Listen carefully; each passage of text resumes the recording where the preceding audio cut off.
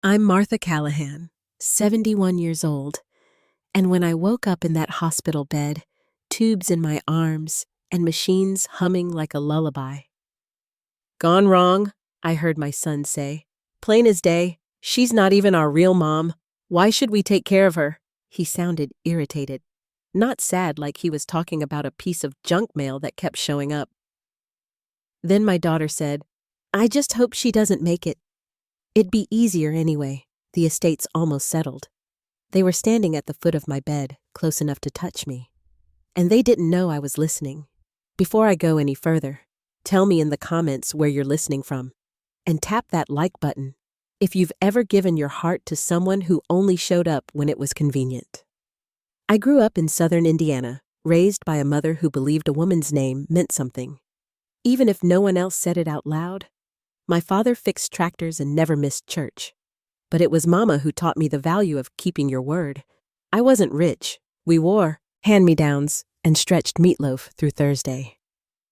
But our home was clean, and our hands were honest. By the time I turned 38, I'd already made peace with the idea I wouldn't have children of my own. Then I met Thomas. He was a widower with 2 little ones and a tired laugh. We met at the co-op. He asked if I liked jazz, and by the end of the month, we were sharing pancakes and wondering if maybe we both still had some life left in us. His kids were small. Back then, Bradley was 4. Emily had just turned 6. Their mother had left the country and left no number. I never saw it as a rescue. I just did what needed to be done. Thomas handled the bills and groceries. I did the rest: bedtime songs, school lunches, parent-teacher nights, and the kind of questions that start with, "Why does my tummy hurt?" and end with, "Do you still love me when I'm bad?" We never signed any papers. No court declared me their mother. There was just one winter when Emily wrapped her fingers in my scarf and whispered, "Mama!" And that was it. That was enough. Or so I thought. Thomas passed away 6 years ago. Quick and cruel cancer. He collapsed, trimming the hedges, and I found him face down in the mulch, his pruning gloves still on. They were in college by then, barely coming home, too busy. Always too busy at the funeral. They clung to me like they meant it. Bradley kept rubbing my back like he was afraid I'd fall over, and Emily kept calling me Mama so soft, it barely reached my ears. That was the last time they looked at me like I mattered. After that, the phone calls faded. Birthdays turned into text messages, and then nothing for a while. They came around for holidays. When they did, it was always polite, always brief. They never stayed long enough for coffee, but they asked about the will. They asked who was handling the house. I told myself they were grieving. I told myself they'd come back around if I just kept showing up. Then came the crash. A soft morning in April. No rain. No ice. I took the curve like always, and the brakes gave nothing, not a sound, not a catch, just empty resistance. And then metal against metal. I remember silence more than anything else, the silence of a car that wouldn't stop. And now I lay in that hospital bed, staring at ceiling tiles while the children I raised made plans like I was already gone. They didn't know I'd changed the will 2 months before. They didn't know about the meeting with Russell Kim, or the envelope in his safe with a new name written on every line. They thought I was done, but the woman they thought they'd buried was still breathing, and she was done pretending. They came dressed like mourners. Nathan in the same charcoal suit he wore to his father's funeral, the cuffs still a little too long. Erin wore a blouse that looked expensive but hadn't seen an iron.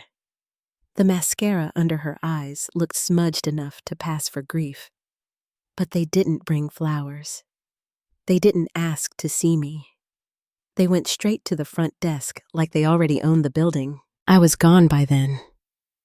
Quietly wheeled out the night before, covered in a navy quilt Grace had stitched herself years ago. Clara had handled the discharge with a forged physician's note and a signature no one questioned. Elliot waited outside with the car. One push through the side doors, and I slipped out of that hospital like a woman walking away from her own burial. Back inside, The receptionist kept her voice level. Room 218 had been discharged. Arrangements had been made in advance. A lawyer had sent everything. Aaron's voice cracked just a little. Taken care of by who? Russell Kim, the receptionist said, sliding a manila envelope across the counter. He left this for you. They opened it right there in the corridor. They didn't wait for privacy. They didn't ask questions. They tore the flap open like a prize was inside. What they found was my handwriting, the same slant I used on birthday cards and school permission slips. A single sheet, one sentence underlined in blue. I may have raised you, but I no longer claim you. Aaron dropped it. Nathan picked it up, but not before a nurse walking by paused just long enough to read it over his shoulder. The kind of pause people make when something private becomes public, quick, polite, but impossible to ignore. They didn't leave right away. They stood there in the hallway, whispering at first, then louder. Accusing. Nathan blamed Aaron for talking too much. Aaron snapped back that she never told him to sabotage anything. Their voices carried down the tiled corridor, clipped and sharp. And from where I sat 2 blocks away in Grace's attic with a cup of tea propped on the windowsill, I could hear them start to unravel. When they pulled up to the house, Nathan was the first out of the truck. He went for the front door like it might still open for him. It didn't. The lock had been changed. A brass plaque had been bolted just beside the doorbell. This property is under legal review. Access restricted. For inquiries, contact Kim and Associates. Aaron circled to the back gate, calling his name like it was a fire drill. Everything was locked, every latch secured. She rattled the handle, then turned to him, pacing near the mailbox. You said she wouldn't change it, she hissed. She wouldn't have if you hadn't been so obvious, he shot back. The car door slammed. They forgot Grace had wired her house years ago after her nephew broke in to steal garden tools. The cameras never came down. That porch had ears now. Elliot made sure the footage was clean, every word recorded. You said she was too sentimental, Nathan said, his voice cracking. You said she still saw us as her babies. Aaron lit a cigarette she wasn't supposed to have. Well, she muttered, I guess she finally saw us for what we are. She didn't cry. She just stood there, smoke curling at her side, staring at the locked door, like it might suddenly change its mind. When she left, she didn't say goodbye. She dropped the cigarette on the step and walked around the hedge line her father and I had planted one spring when they were still small enough to be carried. Grace didn't speak until the engine noise faded. You ready for what comes next? She asked. I nodded, because this part wasn't about bruised feelings anymore. This part was about facts. Russell didn't blink when I arrived at his office with Elliot and a folder thick with names, timestamps, and printed screenshots. We met just after 8 in a glass-walled conference room overlooking the city. He spread the contents out slowly, one document at a time. Brake line photos, security footage, hospital logs. This isn't just elder endangerment, he said, adjusting his glasses. This is conspiracy. Elliot nodded once. Everything lines up. The car inspection. The hospital camera. Nothing's missing. What happens now? I asked. Russell leaned back in his chair. First, we file a protective order. Immediate. They show up near the house they're in violation. Second, we forward this to the state attorney. Third, if you want it public, we go to the press. I didn't answer right away. The room was quiet, filled with the kind of silence that comes after too many years of swallowing your voice. Finally, I said, they don't get to bury me alive. And they don't get to walk away like it never happened. Russell slid one final document across the table. A letter addressed to the district attorney. Testimony notarized, sealed. I signed it without shaking. Elliot added a USB drive. Porch audio. You can hear them admit the whole thing. That's your closing argument. I left with copies of everything. Not because I thought I'd need them again, but because I'd learned what silence is worth when it's backed by proof. That afternoon, I sat in a rented cottage 3 hours away, tucked against a hillside. No neighbors, no visitors, just a chair, a window, and the sound of birds instead of machines. The letters went out that night. One to Nathan, one to Aaron.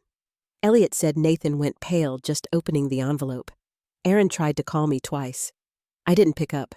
I was busy recording a video, my face lit by the low lamp near the desk.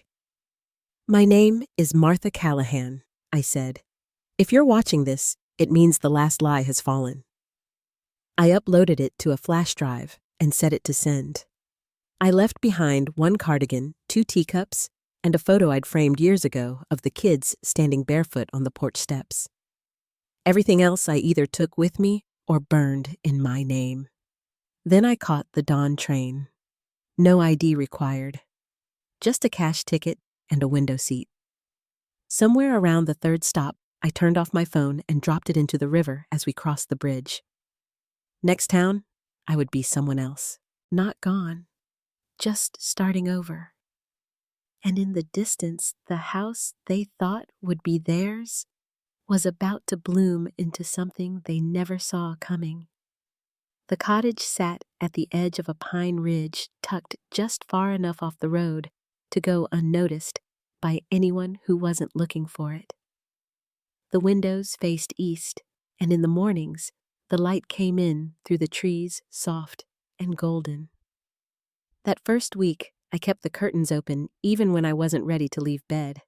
It helped me remember that I was somewhere else, somewhere new. I made a habit of sitting at the little table by the front window with a cup of tea and the manila folder Russell had given me. I didn't open it often. I didn't need to. The contents were etched well enough in my memory. Legal documents, copies of signed statements, photo evidence. A USB drive with time-stamped footage and audio. The kind of truth that doesn't blink under scrutiny. April called 2 days after the transfer finalized. She didn't speak right away. I could hear her breathing on the other end. Then she said my name the way she used to, when she was little, gentle, unsure. "Mama Mar," she said, "you're really giving me the house I already have," I said. "Check your mailbox," she cried. Not loud, but full and sudden, the way a person cries when they've been holding something in for too long. I stayed on the line until she caught her breath. Then she said, "I'll take care of it. I promise. I'll make it mean something." "You already do," I told her. I didn't stay on long. I knew what came next would be harder. The papers were signed. The house was no longer mine, but I still needed to let go of the pieces I hadn't expected to carry so heavily. The hallway where I marked their heights in pencil. The linen closet where I'd kept their favorite towels. The porch swing I never got around to repainting. I left a letter in the kitchen drawer. April would find it. She'd understand. After the call, I sat by the window again and watched the sun move over the hills. Grace had sent me a care package, just a few things. A pair of wool socks, a packet of instant cocoa, a note in her tidy handwriting that said simply, "You were never alone." The place I was staying wasn't permanent, but it was safe. A woman named Rosa managed it. She was 63 with silver hair pulled back into a clip and hands that looked like they'd known work. Her son had forged her name on 5 refinance loans. She'd lost her home, her retirement, and her peace in 1 year. She never said his name, just my son. I understood. Most of the women who came through didn't talk much at first. We sat on benches in the garden or passed each other in the little shared kitchen with nods and soft hellos. There was no pressure, no group therapy, no tears unless they came naturally. The garden had a small wooden sign that said "Second Bloom." Rosa told me it was the name of the property. The paint was cracked from weather, but the words were still clear. One afternoon, I wrote a letter, then another. I didn't send them. I wasn't sure I ever would, but putting the words down helped. helped me remember what had happened and also what hadn't. No apology, no call, no, "I'm sorry we hurt you." Just silence from two people who once called me mom and now called me nothing. Elliot sent updates through a secure email server, short messages, direct. Nathan had tried to access my bank account. The alert triggered immediately. Fraud attempt logged. Erin had reached out to the estate attorney demanding clarification. She'd been told firmly that she had no standing. 2 more letters went out. This time not to Nathan or Erin, but to people in their orbit names I recognized from holiday cards and school rosters. Richard's old business contacts, his cousin in Ohio, a pastor who once told me my patience was godly. Each letter was polite, factual, a simple statement of events with no embellishment. Dates, documentation, witnesses. The story started to circulate. Quietly at first. Whispers, emails forwarded. Then one afternoon, Elliot sent 2 photographs. The first was Nathan being led from his condo in handcuffs. The second, Erin at her office. Head down. No makeup. A plain blouse that looked like it had been picked in a hurry. She wasn't crying. She looked stunned. They were arrested the same day. Surveillance teams had watched Nathan's building for 3 days. He never noticed, too busy pacing making calls. The audio from his phone had been collected voicemails to Erin telling her to keep quiet, telling her it was just a misunderstanding. Erin had tried to deny involvement. Then the break line photos surfaced. The digital logs, the hospital footage, my signed affidavit, Grace's porch recording. It wasn't a misunderstanding. It was a pattern. I watched the news segment on a borrowed laptop in the public library 2 towns over. The headline ran beneath their mugshots, siblings arrested in alleged estate sabotage case. The anchor used the word stepmother. Said I was recovering. Said police had confirmed foul play. My inbox filled within hours. Not press inquiries, those went to Russell, but messages from women I didn't know. A woman in Maine who said her stepchildren sold her car while she was in rehab. Another in Oregon who raised her partner's 3 kids and wasn't invited to any of their weddings. Each one shared a version of the same sentence. I thought I was the only one. I wrote back where I could. Not advice, just acknowledgement. A way of saying you're not invisible, you're not crazy, you're not alone. Grace called later that week. Said the front porch had never looked so peaceful. The reporters had left after the first wave of headlines. The neighborhood was quiet again. She said the roses I planted out front had bloomed early. "They're brighter this year," she said, "like they know." When I hung up, I went outside and stood in the garden at the edge of the cottage. The soil was soft underfoot. The wind carried the faint scent of something blooming nearby. I stayed there a long time, thinking about the children I raised, the birthdays, the bedtime stories, the nights I sat in the laundry room holding their socks, trying not to cry. They weren't my children anymore. Not really. Not in the way that counts. But April was, and soon the garden would have 10 beds and a legal aid office, and maybe, just maybe, someone else would stand where I stood and feel seen. April called on a Thursday afternoon. I was sitting out back beneath the covered awning behind the cottage, a bowl of sliced peaches in my lap, and the wind soft enough to move the chimes just once every few minutes. She didn't ask if I had seen the headlines. She knew I had. Instead, she said, "They're getting the story wrong." I waited. "They're making you look like a recluse. A poor, sad woman taken advantage of by her ungrateful stepchildren." Her voice was steady, but I could hear the anger pushing against the edges of her words. "One article called you a tragic caregiver," she added. "As if that's the only reason you mattered." I didn't respond right away. I'd spent the past few weeks watching the world weigh what had happened, like it was a drama instead of a reality I'd lived through. But April wasn't calling to vent. She was calling because she had already made a decision. "I want to speak," she said. "Publicly. Not to defend you, to explain what you did, what this was, who it was for." A few seconds passed. Then I said, "If you do speak for the ones who can't yet." That Sunday she held the press conference in the garden. The one behind the house.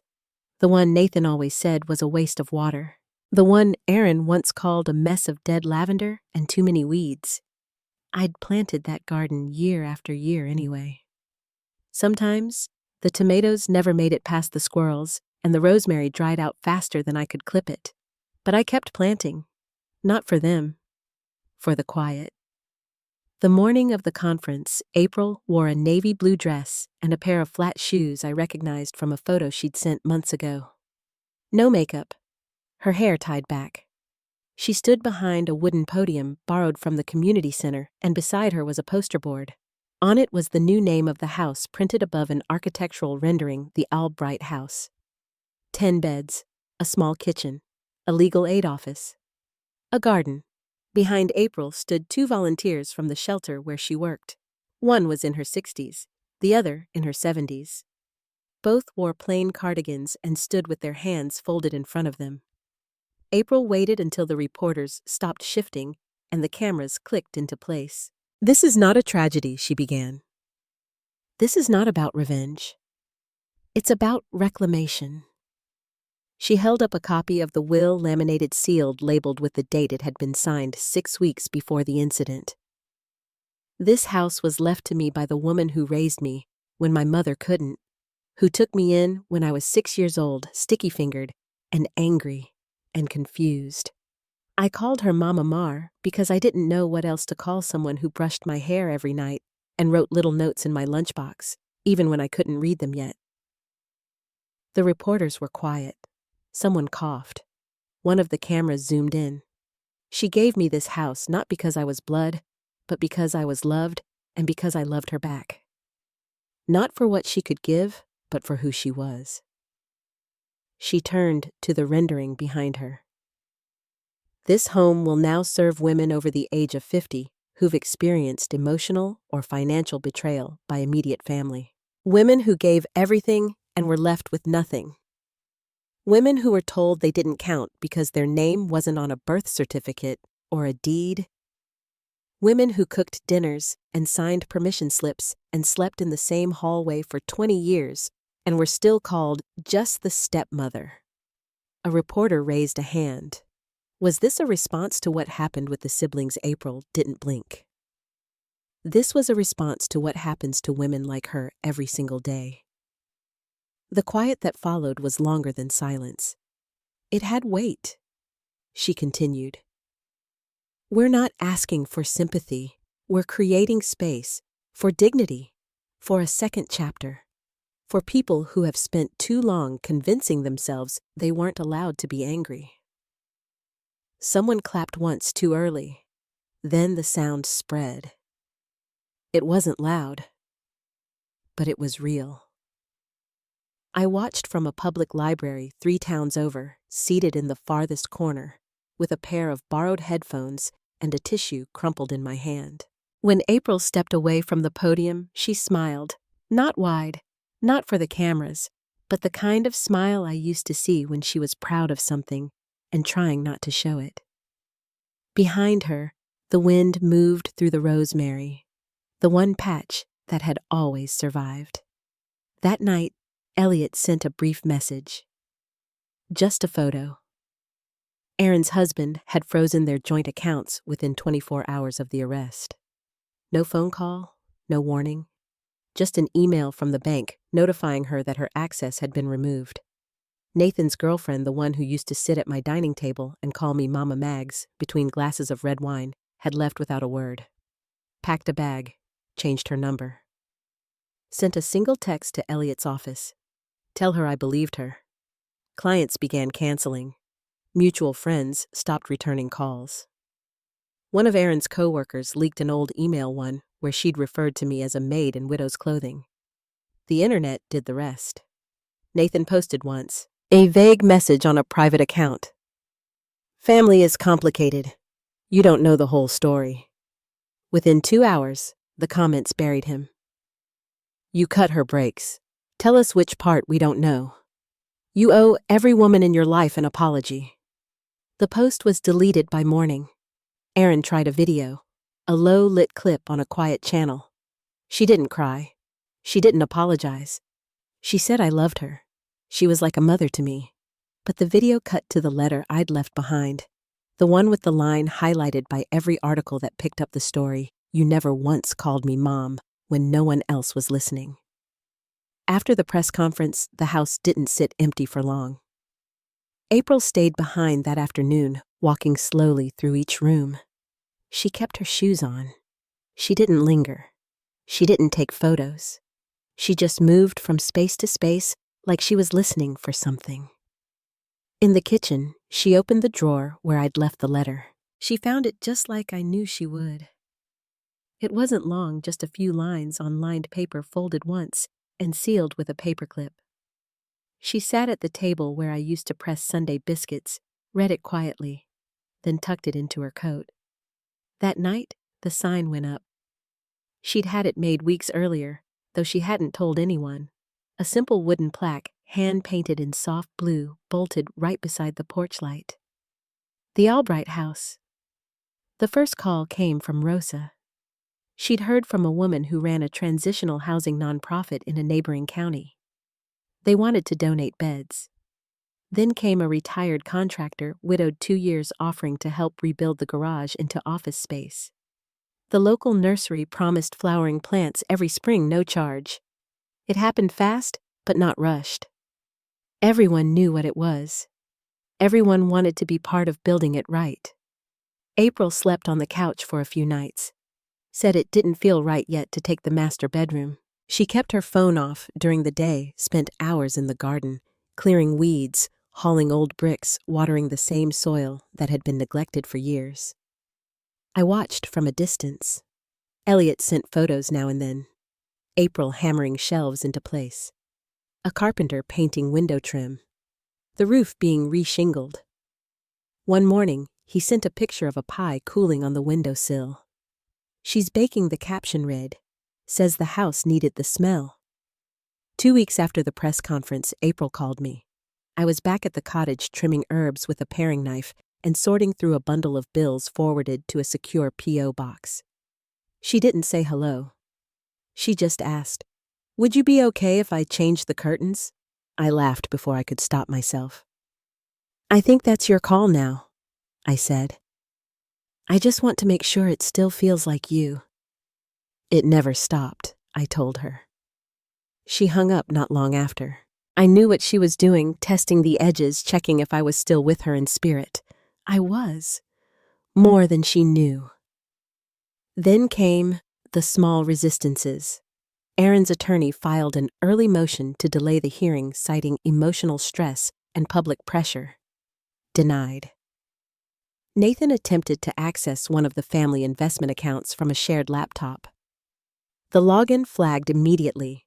The password had been changed long before the arrest. He tried to call Elliot's office, left a voicemail asking if any of this could be settled quietly. Elliot forwarded the message to Russell. They both agreed, no response necessary.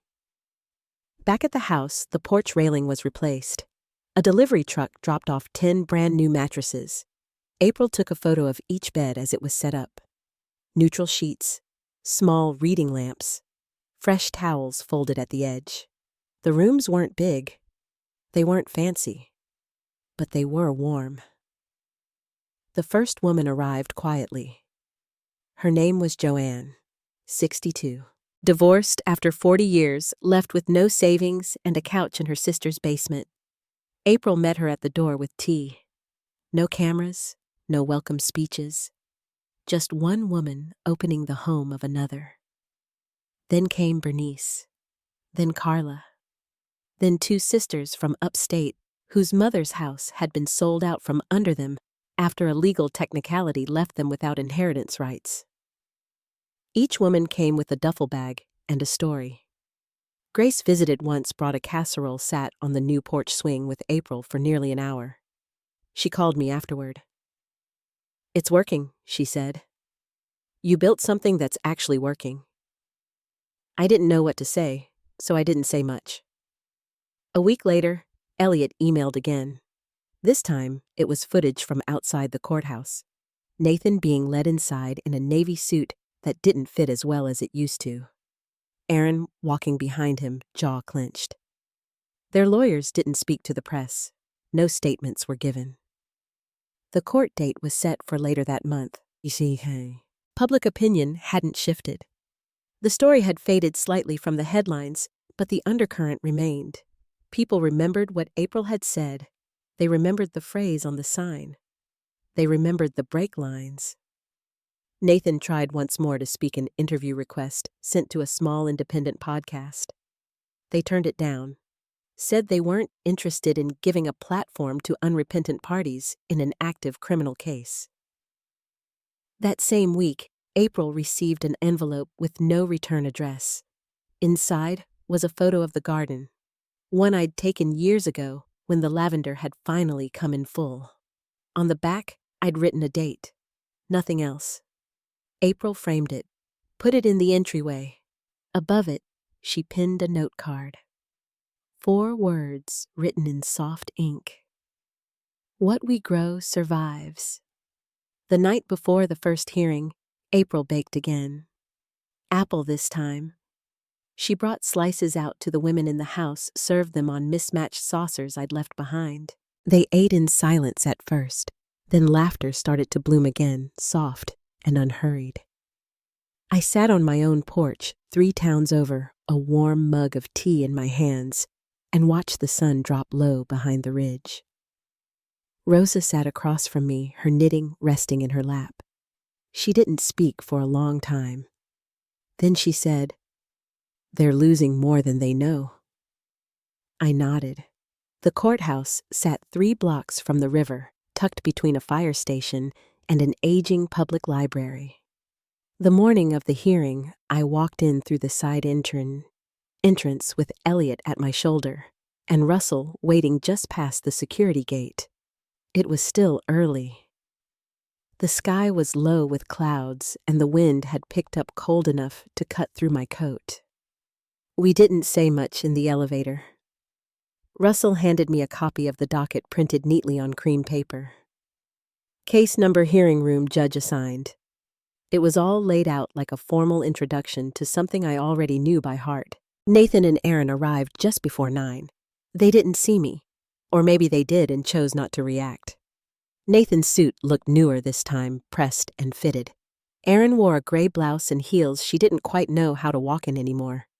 Their lawyers stood close, murmuring quietly, heads bowed toward tablets and clipboards. I sat in the back row of the gallery. April was next to me, her hands folded in her lap. The judge entered. Everyone rose. Then the hearing began. Russell handled most of the speaking.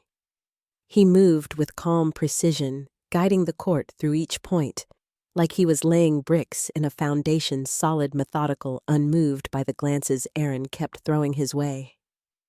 He introduced the security footage, the bank records, the audio files.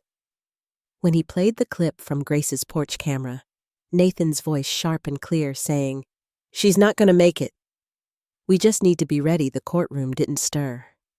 Not a cough, not a shift in a seat, just stillness. The judge didn't ask for it to be played again. She simply looked down, made a note, and moved to the next item. Aaron's attorney objected to the phrasing of intent. He used the words stress-induced assumption.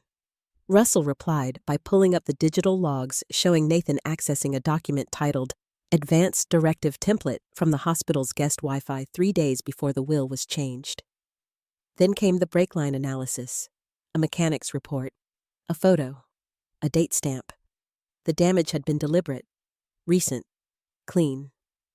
The room got smaller after that. You could feel it, the shift. like the air itself had decided what kind of story this really was. Nathan spoke for the first time when the judge asked if he had anything to say. He cleared his throat, glanced once in my direction, then said, "We were just trying to help. Things got taken out of context." The judge didn't respond. Erin looked down at her lap when asked the same question. She didn't speak at all. April reached for my hand and held it there gentle steady. I hadn't realized how cold my fingers had gotten. After the recess, the judge reviewed the protective order I'd filed months earlier.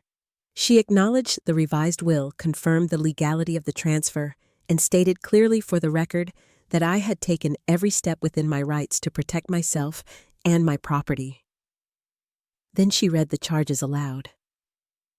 Each one: attempted financial fraud, conspiracy to commit elder endangerment, tampering with a vehicle leading to medical harm. The last one made Erin flinch. The bailiff called for the next case. The room emptied slowly. April and I waited until the back row cleared. We didn't rush. Outside, the sidewalk was wet from a short drizzle. Elliot walked us to the car, one hand on the door, the other holding a folder with the judge's stamped orders. "Now it's just the slow part," he said. "What's that?" April asked. "Paperwork and consequences." I didn't speak much during the drive. The courthouse faded behind us, swallowed by traffic and gray sky. We passed a diner I used to take April to when she was young. She noticed it too, said nothing, just smiled faintly and looked out the window. That night back at the cottage, Rosa brought over a pie wrapped in a dish towel. Blackberry, her specialty. She didn't ask how it went, just handed it to me and said, "You don't have to explain what's already been proven." I cut 2 slices and poured tea. We sat on the porch under the yellow porch light, the air thick with the smell of wood smoke drifting from a nearby chimney. Nathan and Erin were out on bail, but the conditions were strict. They were not allowed to contact me, not allowed to approach the property, not allowed to engage in any media interviews regarding the case. Elliot said Nathan had tried to speak to a local journalist under a different name. The story never ran. Erin, as far as we knew, was still staying with a friend across town. Her husband had not reconnected. Her accounts remained frozen. She was under review by her professional board. Russell called the next morning. No updates, just confirmation that all filings had gone through. He said the judge's final comments would likely influence sentencing if it came to that. Then he paused and asked, "Would you like a transcript?"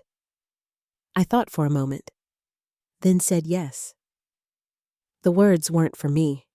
They were for April, for Grace, for the 10 women who now called my house their home, for the woman who would come next. April stopped by that afternoon, arriving in a dusty sedan with a folder of printed flyers for an upcoming fundraiser. She didn't stay long, just long enough to share a few numbers, thank me for the curtains, and leave behind a small package wrapped in craft paper. Inside was a framed photo of the house taken from the sidewalk. The sign was visible, so was the rosemary finally full. Beneath the photo was a plaque. She stayed until she wasn't invisible anymore. The sentencing hearing was scheduled for the second Tuesday in March. I remember because the plum tree outside my kitchen had just started to bloom soft pink blossoms clinging to branches that had been bare since October. I watched them sway in the wind that morning as I sipped my tea, wondering how something so small could still grow after everything. We arrived early. April drove. The courthouse looked the same gray stone, clean sidewalks, a few birds gathering near the front steps. A small group of reporters stood off to the side, quieter now, more cautious. The headlines had faded, but the story hadn't. Not for us. Inside, the gallery was fuller than I expected. Not packed, but not empty either. Grace was there. So was Rosa. And 2 of the women now living at the Albright house, Carla and Joanne. They sat together in the second row, hands folded, faces calm. Nathan and Aaron entered just before 10. Nathan's tie was crooked. Aaron wore a dark dress that hung too loose on her shoulders. They didn't speak. Their lawyers stood beside them, unreadable. The judge took her seat. Papers were shuffled, voices lowered. Then one by one, the charges were read again, each count followed by a pause. A breath, the weight of what it all meant finally settling in. Attempted financial exploitation, conspiracy to endanger a vulnerable adult, criminal tampering with a motor vehicle resulting in bodily harm. The judge turned her attention to Nathan first. She spoke in measured tones, her words even and direct. She acknowledged the premeditation, the breach of trust, the calculated effort to isolate and manipulate. She stated clearly that his actions showed not only a lack of judgment, but a disregard for human dignity and familial obligation. He was sentenced to 8 years, 3 mandatory, 5 probation, a permanent bar from accessing any future estate or trust bearing my name. No early release, no contact, no appeal. Then came Aaron. The judge's voice didn't soften. She noted the pattern of complicity, the active participation, the verbal coercion, and the attempt to distance herself once the plan began to fall apart. Aaron was sentenced to 5 years, 2 mandatory, 3 probation, similar restrictions, similar silence. Neither of them looked at me. When asked if I wanted to speak, I stood. I didn't bring a statement. I didn't read from notes.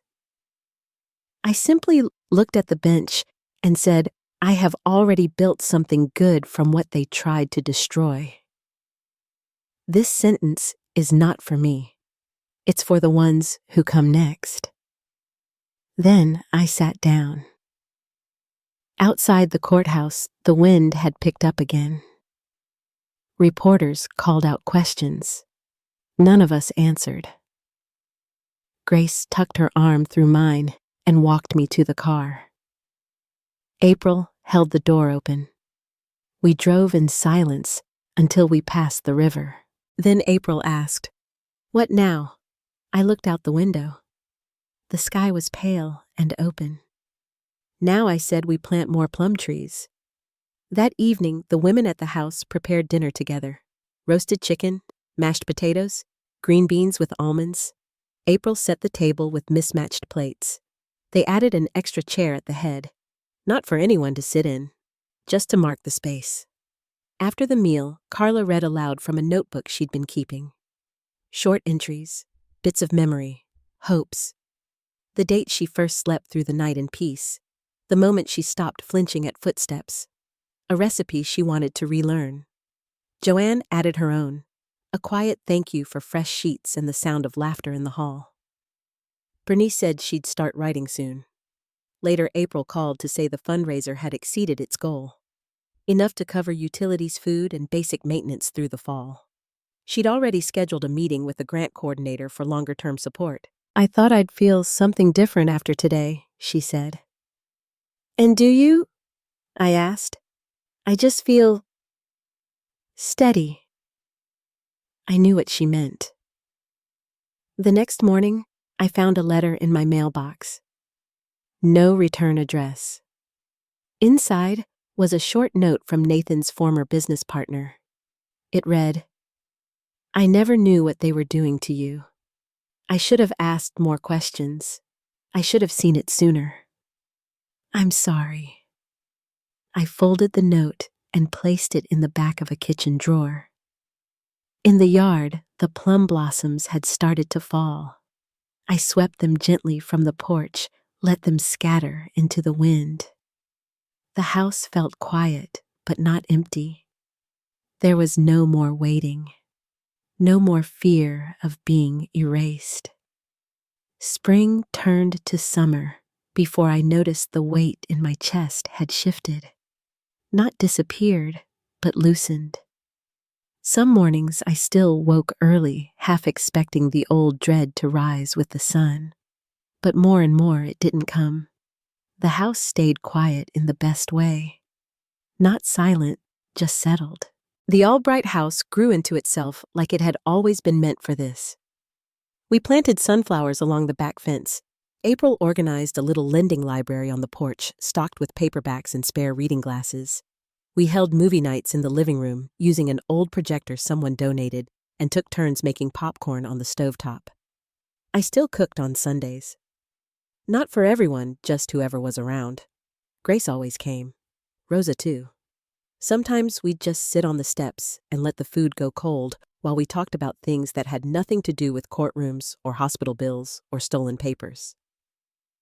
One afternoon in July, I found a note tucked beneath the front doormat. It was from Aaron, just a few lines written in careful script. I don't expect forgiveness, but I want you to know I understand now. I truly do, and I'm trying to be better. I didn't write back, but I kept the note. Not because I needed it, but because some truths take time to grow their own roots. Nathan never reached out. Last I heard, he was serving his time at a facility upstate. I don't think of him often, not out of anger. Just because some doors once closed stay that way. April came by on my birthday with a single candle tucked into a muffin. She didn't sing, just smiled and said, "Make a wish you don't need."